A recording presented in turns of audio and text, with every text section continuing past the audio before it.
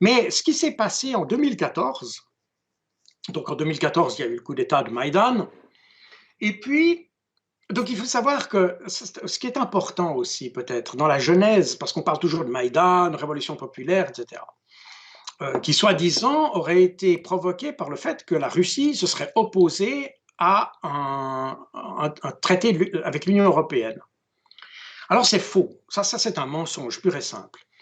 Euh, en 2012-2013, l'Union européenne avait approché l'Ukraine pour développer des contacts, et l'Ukraine, elle aussi, pensait à se développer, comme tous les pays de l'Est d'ailleurs. Ils voyaient dans l'Union européenne une sorte de, comment dire, un espoir de développement, disons ça comme ça, et des perspectives de développement avec les aides de l'Union européenne, un commerce facilité, etc. Donc, ouais.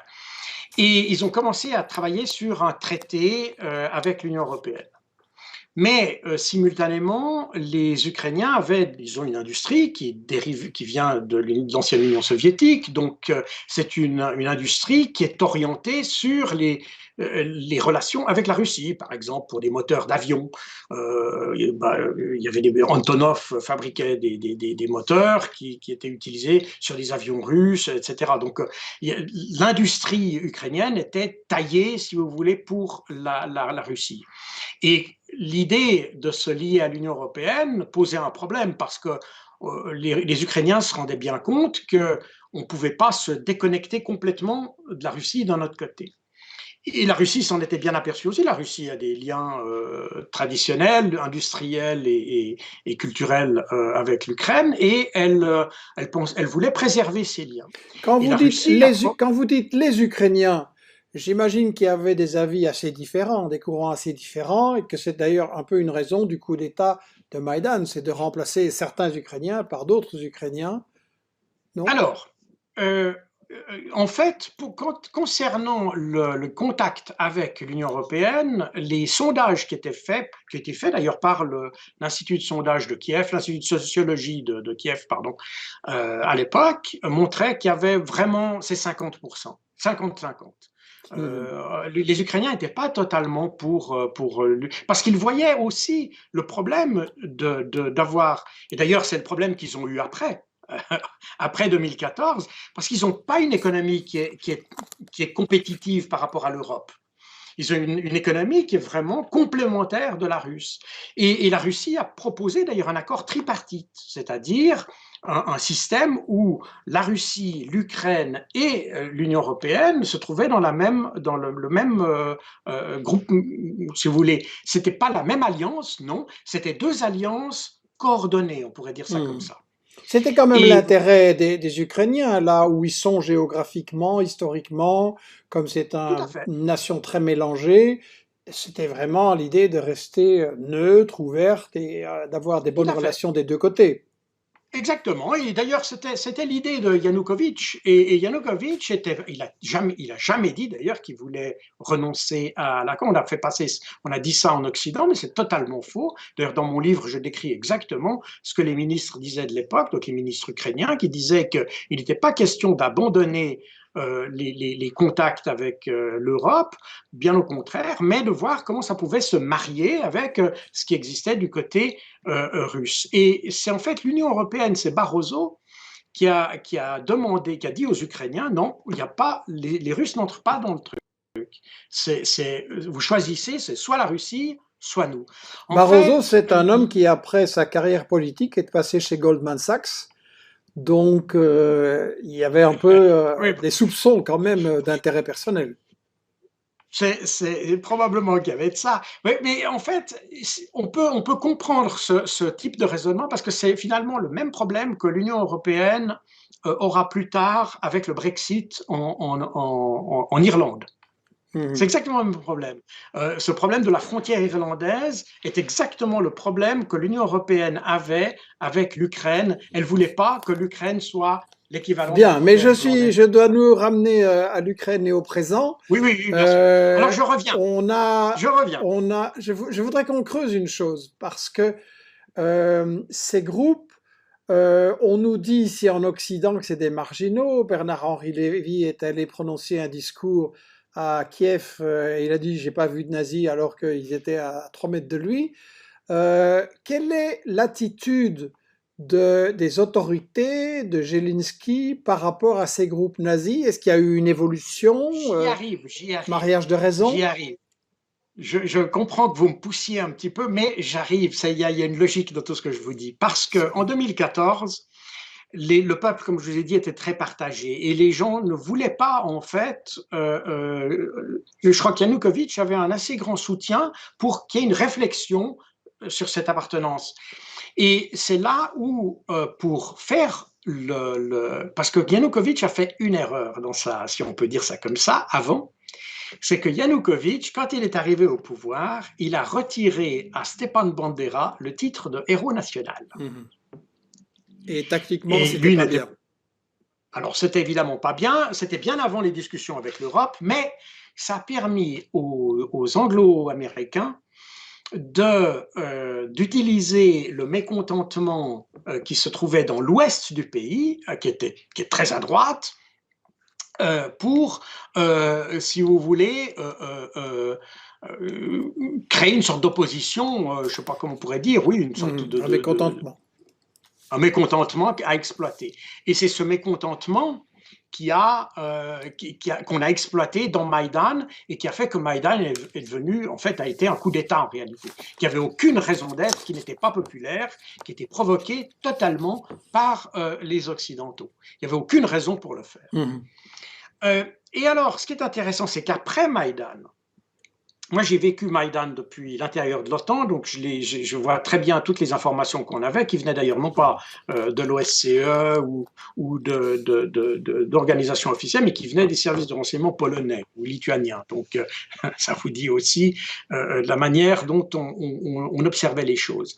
Néanmoins, euh, la première loi qui a été prise par le nouveau gouvernement non élu et même choisi par les Américains, en Mhm. réalité, donc leur première loi ou activité législative, ça a été d'abolir la loi de 2012 sur l'égalité des Les langues langues. ukrainiennes et russes comme langue officielle.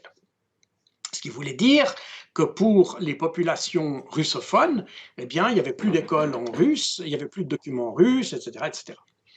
Et Donc c'est à ce c'est moment-là. quand même un gouvernement avec une politique assez discriminatoire et raciste. Ah, totalement. Oui, oui, oui, oui. C'est comme si en Belgique on interdisait l'usage du français dans les écoles ou en Suisse l'usage Exactement. de l'italien ou de l'allemand. C'est raciste. C'est exactement ça. C'est exactement l'équivalent et les populations sont naturellement rebellées. C'est cette rébellion dans le sud-est du pays et en Crimée, où là il y a évidemment des pourcentages de population russophone très forts. C'est dans ces régions que les manifestations étaient très fortes. Elles ont immédiatement été réprimées de manière très brutale. Alors en Crimée, ce qui s'est passé, c'est que comme il y avait les forces russes là, et que d'après le traité qu'il y avait entre la Russie et l'Ukraine, il était autorisé en cas de crise que les militaires russes puissent, comment dire, assurer la sécurité d'un certain nombre de points clés, comme l'aéroport, comme les ports, etc., de façon ne serait-ce déjà que pour garder un cordon ombilical avec la Russie. Et ce qui s'est passé, c'est que la répression a été tellement dure dans tout le sud, parce qu'il y a aussi Odessa, enfin Mariupol, donc aujourd'hui on ne parle plus de la Crimée et du Donbass, mais à cette époque-là, il y a vraiment eu sur toute la côte de la mer Noire des répressions extrêmement violentes, extrêmement dures, et à ce moment-là, en Crimée, eh bien, sous le principe des Nations Unies d'ailleurs, de la responsabilité de protéger, les unités qui étaient sur place, les unités russes, si vous voulez, ont séparé, essayé de se mettre entre les deux, entre Mhm. les acteurs, si vous voulez. Bah, je Et m'excuse alors, de souligner ça parce que nous avons plusieurs intervenants qui ont dit c'est compliqué l'Ukraine, etc. Donc je crois qu'ici on a un point important à souligner, c'est-à-dire que le gouvernement qui a été mis en place par les États-Unis, on en a parlé dans d'autres émissions, c'est Victoria Nuland, l'envoyé spécial, qui a choisi carrément le Premier ministre et les ministres, qui a dit qui pouvait aller dedans ou derrière. Et donc quand il y a eu ce gouvernement, on a eu assez rapidement des massacres très très terribles. Je me souviens de la photo épouvantable d'une femme enceinte, égorgée, puis dans Tout la à maison fait. des syndicats, tout ça. Donc pourquoi on ne parle pas en Occident du fait qu'on a quand même une alliance avec des bandits? Parce qu'en réalité, ce qui s'est passé, c'est que la population ukrainienne est restée très partagée sur cette affaire. Comme je l'ai dit au départ, déjà, c'était pas du tout une révolution populaire, c'est vraiment une révolution qui vient de l'ouest du pays, donc vraiment de cette région extrêmement nationaliste, extrêmement anti-russe, extrêmement antisémite aussi du coup. Euh, les groupes paramilitaires qui se sont créés en 2014, à cette occasion, qui étaient vraiment des paramilitaires, c'est-à-dire qu'ils se sont substitués pratiquement ou ils ont assisté les autorités pour réprimer les gens. Et c'est ce qu'on voit d'ailleurs aujourd'hui, hein, on a le même phénomène, c'est-à-dire que le gouvernement n'arrive plus à gérer la situation sécuritaire et il fait appel à des milices, des paramilitaires pour compléter. Mais j'y reviendrai. Mhm. Et donc, ce qui s'est passé en 2014, c'est qu'il y a eu ces conflits qui ont commencé. Bon, la Crimée, je n'y reviens pas parce que on va parler du Donbass. Dans le Donbass, il y a eu ces républiques qui se sont rebellées et qui, en mai 2014, ont fait 2 référendums dans chaque république, Donetsk et Lugansk, pour avoir une autonomie. Et là, il y a aussi un phénomène important parce que quand vous lisez, vous regardez les médias de ces 8 dernières années, et spécialement ces derniers mois, je n'ai pas vu un seul média chez nous qui n'ait pas utilisé le mot séparatiste ou Mhm. indépendantiste. Or, c'est un mensonge. C'est un mensonge. C'est, les 2 républiques n'ont jamais été séparatistes. Les référendums qui ont été faits en 2014 dans les 2 républiques en mai n'étaient pas des référendums d'indépendance, ni même de séparatisme. Ils ne voulaient pas être séparés de l'Ukraine. Ils voulaient être autonomes à l'intérieur de l'Ukraine. Et c'est clairement dit. Et d'ailleurs, les accords de Minsk, on va y revenir, mais les accords de Minsk n'ont jamais dit que ces républiques devaient quitter l'Ukraine.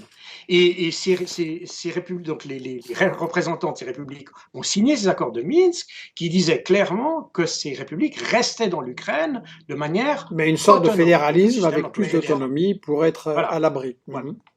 Exactement. Mais on a instrumentalisé, en fait, les Occidentaux surtout ont instrumentalisé ce nationalisme de la partie occidentale de l'Ukraine contre l'autre partie et notamment contre la Russie.